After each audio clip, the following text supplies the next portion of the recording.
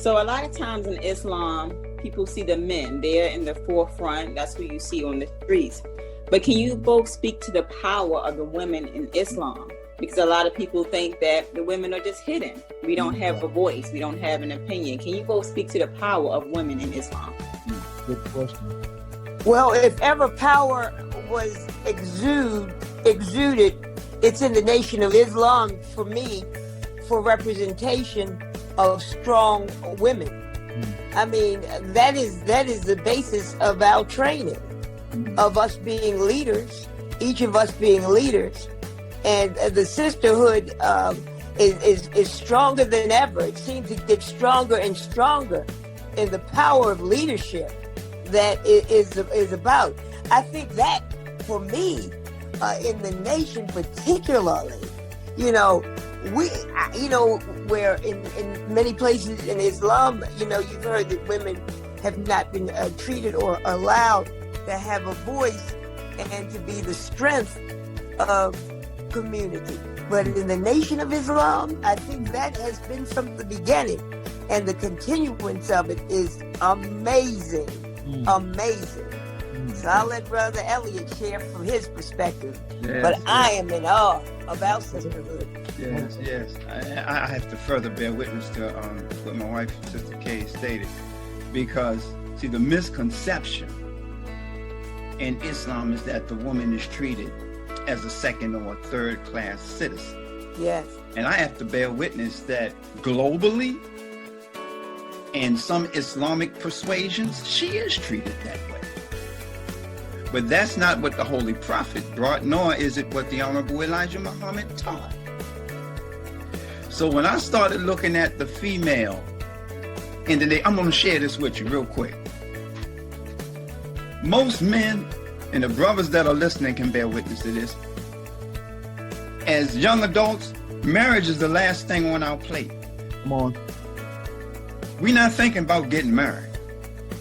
As young adults, most men, we just, scouting and rolling around and doing what we do. But marriage, fatherhood, and all of that, the institution of marriage, we're not thinking about that. Islam lays the foundation in a man and a woman's life for marriage. So when I first learned, this is what helped me with my marriage, for all those that are listening. The Honorable Minister Louis Farrakhan, through the teachings of the Honorable Elijah Muhammad, taught my wife and me the nature of who we were. Once I learned the nature of the female, and my wife began to learn the nature of who I was as a man, that's what served as the buttress. So that's what served as the foundation for us to take on the proper roles of us to be a husband and a wife. So when you talk about the female in the nation of in Islam, period, the Holy Prophet, may peace be upon him, said, heaven lies at the foot of the woman, or at the foot of mother. And when you even see the mighty MGT GCC class, look at this. You have never seen women move like the MGT. You have never seen women trained like the MGT. And that's I don't care where you go, and look how people marvel at the sisters when the sisters are in public. The first thing they want to know is where y'all from. When we have the privilege and opportunity to protect the sisters when they're in society and in public, it's an honor for the FOI to protect the sisters. That's right.